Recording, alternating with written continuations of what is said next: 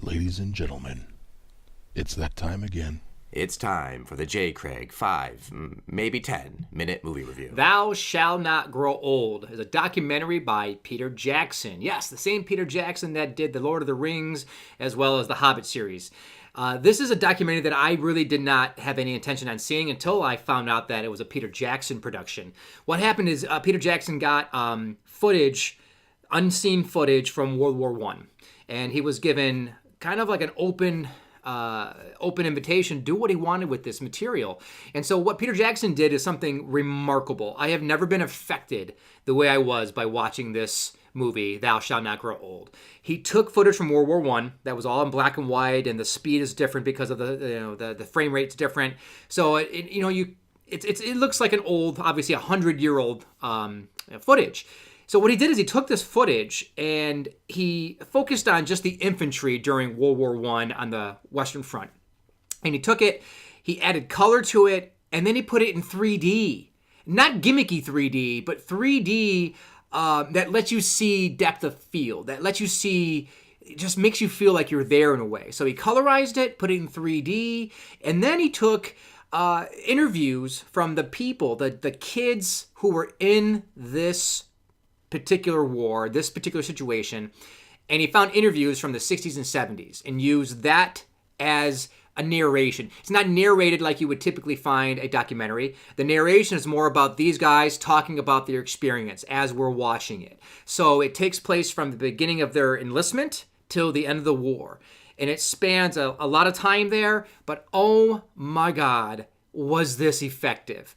I have never been this caught up with a documentary.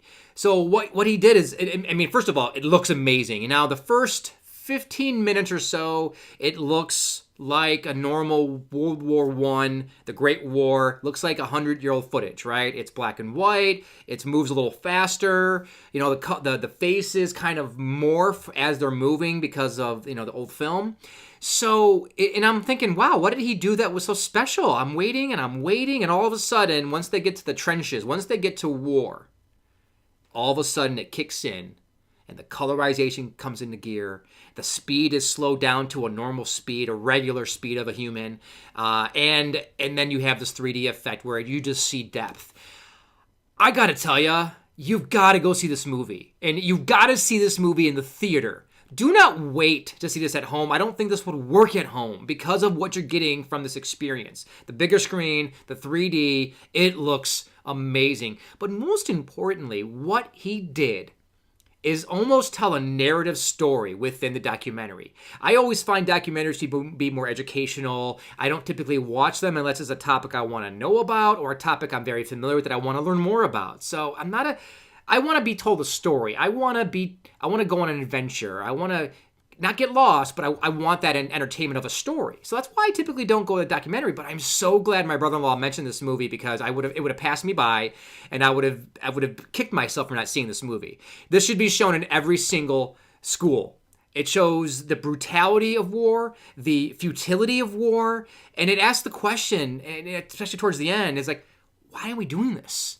We're all caught up in the fact, and we're fighting this war, and it's the Great War. But why? Why are we doing this? So it's a hard movie to watch. There's a lot of graphic nature. You're seeing things that really happened. You're seeing the after effects of what really happened. And it's morbid, it's gruesome, but that's the reality of war. And what I also found interesting about this is that World War I might be completely wrong about this, but I find World War I to be kind of like the start of the industrialization of war, where we had, mass production of different kind of weaponry, the evolution of new weaponry, the gassing from the German side. There's some brutal stuff going on in war, and this, I think, World War I really catapulted that to the next stratosphere. Now, what I found most gripping about this story and what affected me the most is that you're seeing individuals and you're hearing them as they're in their 60s and 70s. They're talking about what they're going through. And there's times where they talk about the guy who's next to him, who you've seen pictures of and footage for the past hour or so. They talk about this guy, the sergeant, this young chap, or whatever the case may be. And then they show the image, and they explain how he died, but then they show the image of him dead. And it really, really cuts like a knife, and it really just it gets you, and it's very effective. And I'm floored by this. And this next year at this time frame, this movie will be up for an Oscar for best documentary. If it's not, it's a travesty, because this is one of the best things I've ever seen as far as documentary / narrative. Because again, it starts at the beginning of the war or their enlistment till they came home. And I'm floored with the effectiveness of this movie. So don't hesitate. Go see this movie.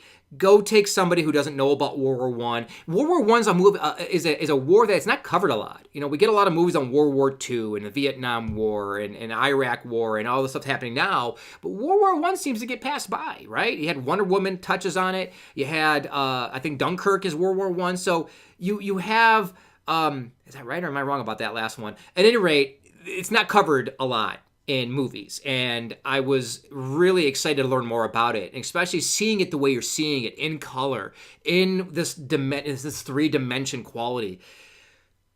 Amazing stuff.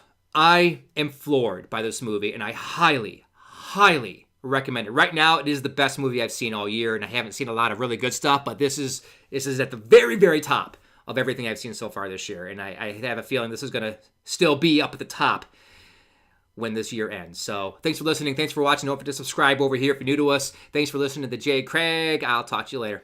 Bye-bye.